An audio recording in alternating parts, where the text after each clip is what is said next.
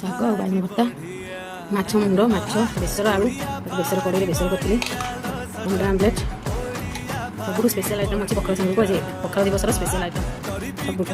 ଆପଣ ଖାଇବୁ ନା ମାଛ? ଆମ ଜଣେ ମାଛ ଜୀବନ, ସେଥିପାଇଁ ତାକୁ ଆଣିଛି ହୋଟେଲରୁ କିଣିକିନା ଚିକେନ୍ ତରକାରୀ। କିନ୍ତୁ ଢଙ୍କସର ପାଣି ଦେଖେଇବି, ଏ ପାଣି ଚିକେନ୍ ନା ଖାଲି ପାଣି ଝୋଳ। ଚିକେନ୍ କିଣିକି ଆଣିଛି, ମାଛ ଖାଇବିନି ବୋଲି। ଛାଡ଼ନ୍ତୁ, ଆମର ତ ସ୍ପେଶାଲ ଆଇଟମ୍ ଅଛି ଦଳା।